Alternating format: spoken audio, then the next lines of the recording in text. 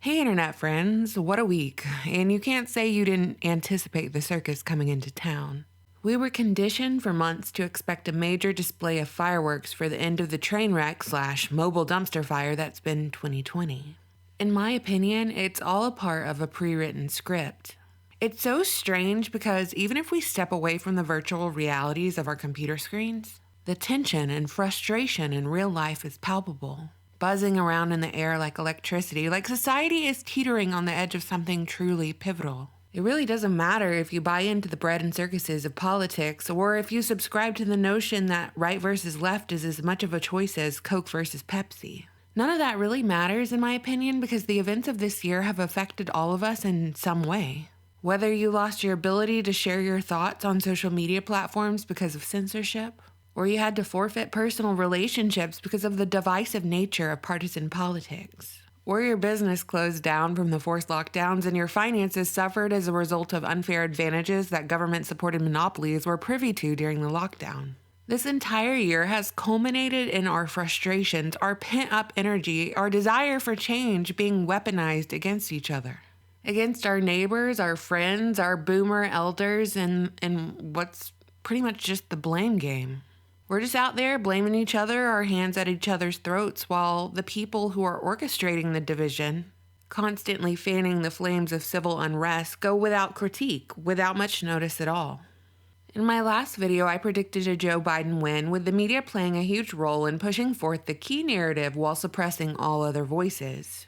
So far, my prediction, and by the way, prediction is a word I'm not fond of, but what I said in my last video played out to be mostly true. Though we're just going to have to wait and see if it fully comes to pass, but the key takeaway from that video that I want to elaborate on is the role that the media plays in manufacturing reality, because they've positioned themselves to be the final authority on truth. What a lot of folks don't realize is that the media companies like Fox News, ABC, MSNBC, CNN, whoever, are all owned by just a handful of companies, which means the messages that they promote and the messages that they suppress are directly correlated to the loyalty and mission of those who own the media. And before YouTube channels were censored and deleted, there existed a huge mountain of videos that demonstrated that those who own the media have absolutely no loyalty to the United States.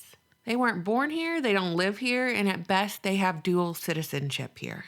To an extent, the same can be said for social media and big tech conglomerates, as they work alongside mainstream media to propagate and enforce messages while censoring opposing points. If I had to make a general statement about where their loyalty lies, I would say it belongs to a more global society, a society without borders. With the exception of one apartheid state, I would say their loyalty belongs to one global government. A society where the internet is the main source of life, socialization, and information, and the Ministry of Truth reigns supreme. Verification measures whatsoever? Well, we're interrupting this because what the President of the United States is saying, in large part, is absolutely untrue. He began, and we're not going to allow it to keep going.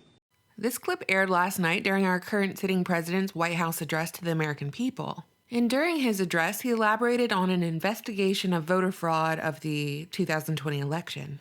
Instead of allowing Americans to listen and decide for themselves if what the president was saying held water or was the total mumblings of a lunatic, news outlets felt the need to completely censor what the president had to say in real time. If the roles were reversed and it was Joe Biden talking, I'd want to know what he had to say. Even if I couldn't understand half of it, neither could he. We've seen this play out over the last year by social media and legacy media working together to censor doctors for not having the right medical opinion on COVID. And we've seen this play out over the last week with the president's tweets being hidden on Twitter for alleging voter fraud. We're programmed to interpret these acts of censorship through a political lens, but I want you to throw that lens on the ground and stomp on it. None of this is about politics. It's about control. It's about manufacturing reality, right think and wrong think. It's about how much power the Ministry of Truth wields over your daily life. And I can hear some of you clacking away on your keyboards already. You're asking who still watches the news, while in the other tab you got a news article up and you're about to share it on Facebook with your knee-jerk reaction. Very few of us understand the role and reach of those who aim to control your conversations, emotions, and actions. It's true. No one is forcing you to watch the news. No one is forcing you to read the headlines or even pay attention to the political theater. But it's kind of a you can check out anytime, but you can never leave sort of thing. Unless maybe you're Amish, which now that I think about it does have its own unique appeal. But my point is, there's a difference between reporting on what's happening in the world and telling you, the viewers, how to think.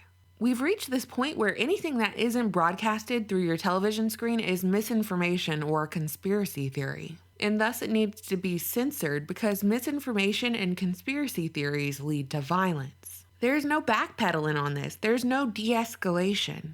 It just stays as is or gets worse unless there's a massive shift that takes place. Of course, I believe it's entirely possible. I believe there's still hope, but I don't know how to exactly articulate what that change should be or what it should look like.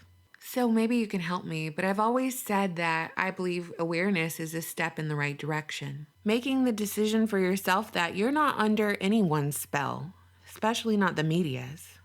Ultimately, this is my main point here. We have to acknowledge that we are knee-deep in the trenches of spiritual warfare. We're constantly under attack. The offending party deals in chaos with the principle that order comes out of chaos, that the phoenix rises out of the ashes and a new world emerges. Right now, we're watching it all play out on the world stage, and it's time we decide whether or not we're going to be bystanders in our own lives. That role might look different for each of us, whether it's cutting off technology's reach in our own personal lives or calmly voicing our concerns to those who have the ears to hear and the eyes to see, or something else entirely. Like I keep saying, I believe this is a defining moment for all of us. This moment in time is not about what you're personally willing to endure, but what kind of future you want your children to inherit. What do you think, Internet friends? I always look forward to your comments.